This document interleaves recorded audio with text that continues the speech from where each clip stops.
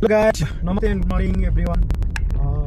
आज चाहिँ म चैनपुर पोखरीसम्मको यात्रामा छु र म अहिले चाहिँ यो सिद्धकारी र चैनपुर पोखरी जाने भिडियो पोइन्टमा आइसकेको छु।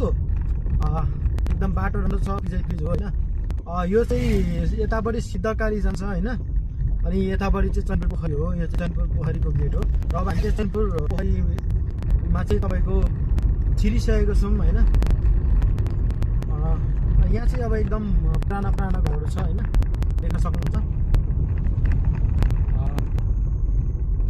एकदम जोस भनौँ न, पुराना कुराहरूलाई चाहिँ झल्काउँछ भनौँ न। एकदम रमाइलो छ ठाउँ चैनपुर पोखरी। यहाँ चाहिँ लक्कडी लोड भइरहेको रहेछ। मौसम एकदम चिसो हुन्छ होइन, एकदम रमाइलो, एकदम बेग्लै किसिमको हुन्छ क्या गाउँघरमा चाहिँ। अब हाम्रो खादबारी चाहिँ अलिकति गर्मी जस्तो छ कि, किनभने यताको मान्छे एकदम मिहिन पनि हुन्छ होइन। देख्न सक्नुहुन्छ है, एकजना सिस्टर ल आँप बेच्दै जाँदै हुनुहुन्छ, देख्न सक्नुहुन्छ है। 100 रुपियाँ किलो अरे, तर अलिक बिसादी हालेको, तर मलाई चाहिँ खान मन लाग्दैन है यो तराईको आँप चाहिँ। ओरिजिनल माल आयो है, ओरिजिनल मालमा बिसादी छ तर नखानु होला है। मूलघाटको चाहिँ एकदम राम्रो हुन्छ फेरि है, जाँदाखेरि हुँदैन। ल अब हामी चैनपुर पोखरीतर्फ पुगिसकेको छौँ है।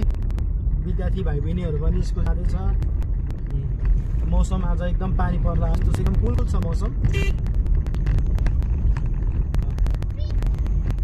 मामा पनि आउँदै हुँदैछ।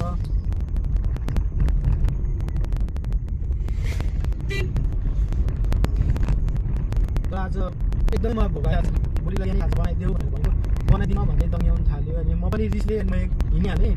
अनि रिस चाहिँ आफूलाई खाना साँच्चै अरूलाई भरोसा खायो, त्यही भएर बुढीलाई कहिले पनि नदङ्ग्याउनु है साथीहरू।